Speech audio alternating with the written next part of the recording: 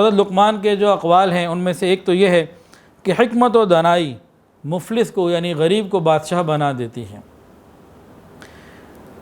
دوسری بات فرمایا کہ جب کسی مجلس میں داخل ہو تو سلام کر کے ایک طرف بیٹھ جایا کرو، اور جب تک اہل مجلس کی گفتگو سن نہ لو خود سے نہ بولا کرو، شریک نہ ہوا کرو۔ اگر وہ خدا کے ذکر میں، نیکی میں، اچھے کاموں میں، اچھی بات چیت میں مشغول ہوں تو تم بھی اپنا حصہ اس میں سے لو، یعنی شریک ہو جاؤ، اور اگر دیکھو کہ وہ بری محفل ہے، بری باتیں ہیں تو تم وہاں سے نکل جاؤ۔ اپنے آپ کو دور رکھو، اپنے آپ کو بچاؤ اور کسی عمدہ مجلس میں چلے جاؤ۔ تیسری بات، جب اللہ تعالیٰ کسی کو امانت دار بنائے تو امین کا فرض ہے کہ اس کی امانت کی حفاظت کرے، یعنی کسی کو کوئی عہدہ ملے، دینی لائن میں ہو، دنیاوی لائن میں ہو، جب کسی کو کوئی عہدہ اور ذمہ داری ملے اس کو چاہیے کہ اس کی پوری ذمہ داریوں کو پورا کرے کہ اللہ کی طرف سے یہ اس کے اوپر امانت ہے۔ چوتھی بات، اے بیٹے اللہ تعالیٰ سے ڈر اور ریاکاری سے خدا کے ڈر کا مظاہرہ نہ کر کہ لوگ اس وجہ سے تیری عزت کریں جبکہ حقیقت کے اندر تیرا دل گناہ گار ہو۔ انہوں نے تقوی اختیار کرنے کا حکم دیا کہ بیٹے تقوی اختیار کرو، لیکن ریاکاری سے بچو۔ بعض لوگ ہوتے ہیں نا، دکھاوے اور ریاکاری میں اپنے آپ کو نیک اور متقی ظاہر کر رہے ہوتے ہیں، حالانکہ وہ ریاکار ہوتے ہیں اور دل ان کا کچھ اور ہوتا ہے، ظاہر کچھ اور ہوتا ہے۔ فرمایا کہ ایسی منافقت سے بچو۔ پانچویں بات، اے بیٹے جاہل سے دوستی نہ کر کہ وہ یہ سمجھنے لگے کہ تجھ کو اس کی جاہلانہ باتیں پسند ہیں، اور دانا کے غصے کو بے پرواہی میں نہ ٹال دے کہ وہ کہیں تجھ سے جدائی اختیار نہ کر لے۔ جاہل سے دوستی، اس کو منع کیا۔ دوستی کرنی ہے تو علماء سے، نیک لوگوں سے انسان دوستی کرے، کیونکہ حدیث کے اندر آتا ہے المرء علی دین خلیلہ، انسان اپنے دوست کے دین پر ہوتا ہے۔ نیک لوگوں سے دوستی ہوگی تو انسان خود بھی نیک ہو جائے گا، بری مجلسوں میں جانا ہوگا اور برے لوگوں سے دوستی ہوگی تو خود بھی خراب ہو جائے گا۔ اور دانا کے غصے کو غیر اہم نہ سمجھو، اس کو نہ ٹال دیا کرو، بلکہ کوئی عالم ہے، سمجھدار ہے، تمہیں سمجھا رہا ہے تو اس کو توجہ دو، ایسا نہ ہو کہ وہ تم بے توجہی اختیار کرو بعد میں تمہیں سمجھانے سے رک جائے۔ چھٹی بات فرماتے ہیں کہ واضح رہے یہ بات سمجھ لو کہ داناؤں کی زبان میں خدا کی طاقت ہوتی ہے، ان میں سے کوئی کچھ نہیں بولتا مگر یہ کہ اس بات کو اللہ تعالیٰ اسی طرح کرنا چاہتا ہے۔ اللہ تعالیٰ اپنے نیک بندوں کے اولیاء کی زبانوں سے جو بات جاری فرماتے ہیں وہ اللہ کی منشا کے مطابق ہوا کرتی ہیں۔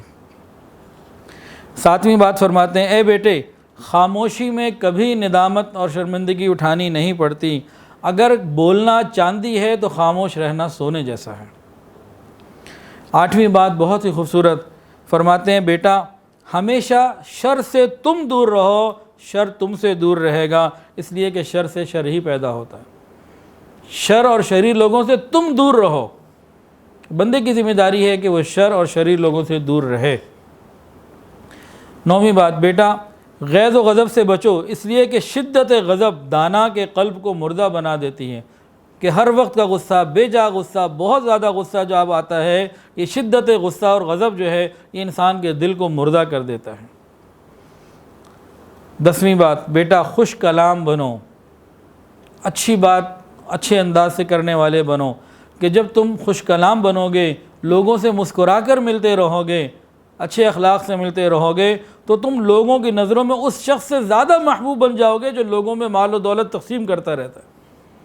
کہ مال و دولت کا تقسیم کرنا چھوٹا، محبت سے ملنا، مسکراتے ہوئے ملنا، اچھے اخلاق اور نرمی سے ملنا، یہ تمہیں اس سے زیادہ درجہ لوگوں کے اندر دے دے گا اور محبوب تم لوگوں کے بن جاؤ گے۔ اور بتایا کہ نرم خوئی، نرم مزاجی، نرم رہنا یہ بنیاد ہے عقل مندی اور دانائی کی۔ اور 12واں، جو بوگے وہی کاٹو گے، جیسی کرنی ویسی بھرنی۔ 13ویں بات، اپنے والد کے دوست کو محبوب رکھو۔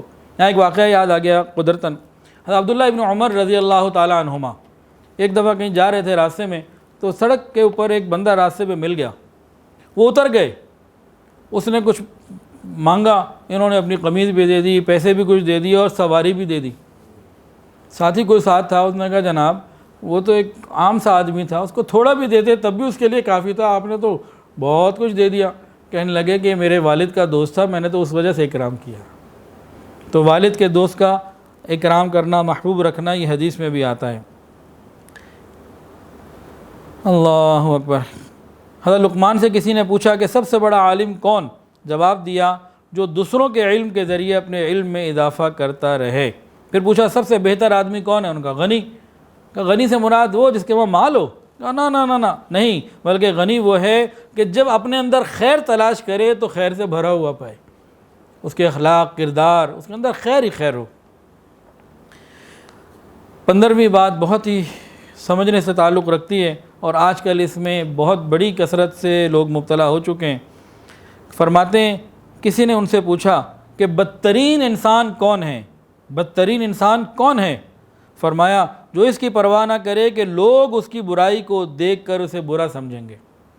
یعنی انسان برائی کرے اور اسے پرواہ کوئی نہ ہو کہ بھئی میں برائی کر رہا ہوں، مجھے کوئی برا سمجھتا ہے تو سمجھتا رہے، میں نے برائی کرنی ہے۔ کہ یہ جب بے حیائی کی اس انتہا پہ پہنچ جائے اب یہ بدترین انسان ہو گیا۔ اور آج ہم کتنی برائیاں کر کے فیس بک، واٹس ایپ، ٹک ٹاک اور مختلف اس طرح سوشل میڈیا کے اوپر اپنی برائیاں لگاتے ہیں، ان کو فخر کرتے ہیں۔ بیٹا تیرے دسترخوان پر ہمیشہ نیک لوگوں کا اجتماع رہے۔ کھانا کھلانا ہے، کھانا کھانا ہے، نیکوں کو کھلاؤ، نیکوں کے ساتھ کھاؤ۔ اور یہ حدیث کے اندر بھی آتا ہے تمہارا کھانا کوئی نہیں کھائے لیکن سوائے متقی، نیک لوگوں کے ساتھ اپنی کھانے پینے کی مجالس رکھو۔ ایسے نہیں آج اس کارنر پہ چلے گئے، آج اس کارنر پہ چلے گئے، آج حرام پی رہے ہیں، آج حرام کھا رہے ہیں، کسی چیز کی کوئی پرواہ ہی کوئی نہیں۔ تو اپنا کھانا پینا ہمیں دیکھنا ہے کہ کس کے ساتھ ہمارا ہے، ہمیں اپنے کھانے پینے کو نیک لوگوں کے ساتھ رکھنا ہے۔ ایسے نہیں کہ کہیں میوزک بھی چل رہا ہے اور ناچ بھی چل رہا ہے اور بھی چیزیں چل رہی ہیں اور ہم ان لوگوں میں بیٹھ کے کھانا کھا رہے ہوں۔ یہ چیز قرآن و حدیث میں بہت منع کی گئی۔ بیٹا تیرے دسترخوان پر ہمیشہ نیک لوگوں کا اجتماع رہے۔ اور فرمایا بیٹا مشورہ صرف علماء حق سے لینا، مشورہ صرف علماء حق سے لینا۔ یہ حضرت لقمان علیہ السلام کی باتیں تھیں۔ ویڈیو کے نیچے سبسکرائب کے بٹن پہ کلک کریں، بیل کے آئیکن پہ کلک کیجئے تاکہ ہر نئی ویڈیو کی نوٹیفیکیشن آپ کو مل جائے۔